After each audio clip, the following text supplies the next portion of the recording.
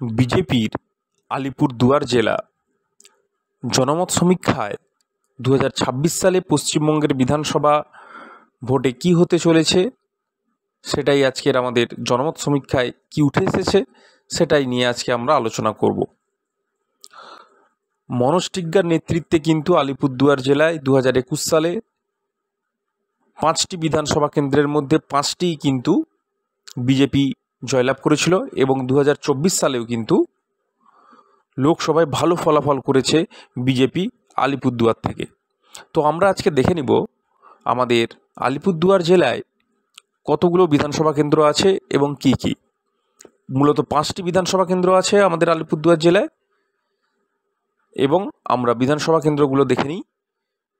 10 নম্বর বিধানসভা কেন্দ্র কুমারগ্রাম, 11 নম্বর বিধানসভা কেন্দ্র কালচিনি, 12 নম্বর বিধানসভা কেন্দ্র আলিপুরদুয়ার, 13 নম্বর বিধানসভা কেন্দ্র ফালাকাটা, 14 নম্বর বিধানসভা কেন্দ্র মাদারিহাট।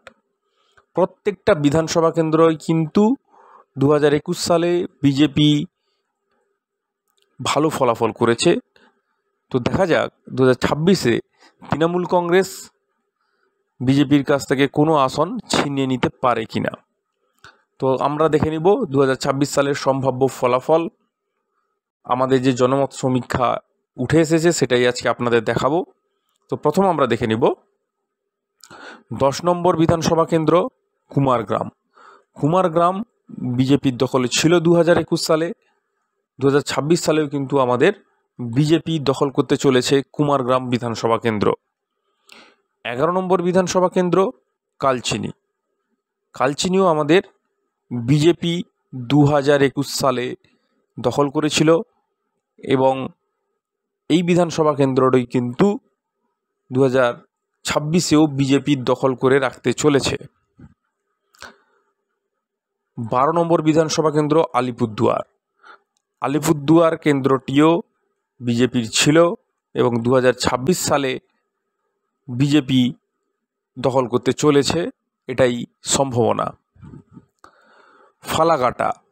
ফালাকাটা 2021 সালে বিজেপি দখল করেছিল, কিন্তু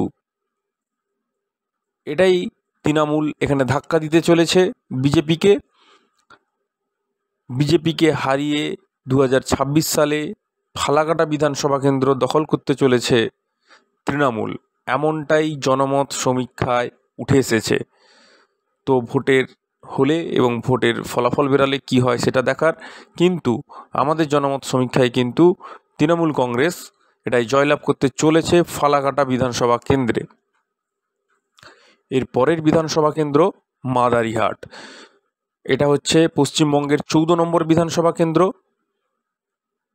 এই আসনটিও বিজেপির দখলে ছিল 2021 সালে, 2026 সালেও কিন্তু বিজেপি দখল করতে চলেছে, এটাই প্রবল সম্ভাবনা। তো আমরা পুরো আলিপুরদুয়ার জেলা নিয়ে দেখলাম আজকের সম্ভাব্য ফলাফল কি হতে চলেছে 2026 সালে। তো এখন দেখার 5টার মধ্যে বিজেপি 4টি আসন দখল করতে চলেছে 2026 সালের বিধানসভা ভোটে, আর তৃণমূল কংগ্রেস কিন্তু এখানে 1টি আসন পাওয়ার সম্ভাবনা রয়েছে, এটাই কিন্তু আমাদের সমীক্ষায় উঠে এসেছে। তো দেখা যাক আগামী দিনে ভোট হলে ওখানে রেজাল্ট কি হয়। পাশে থাকুন, সঙ্গে থাকুন, দেখতে থাকুন বঙ্গ ইউনিটি মিডিয়া। এর পরের সপ্তাহে আমরা আলোচনা করতে চলেছি জলপাইগুড়ি জেলা নিয়ে। সঙ্গে থাকুন, পাশে থাকুন, দেখতে থাকুন বঙ্গ ইউনিটি মিডিয়া।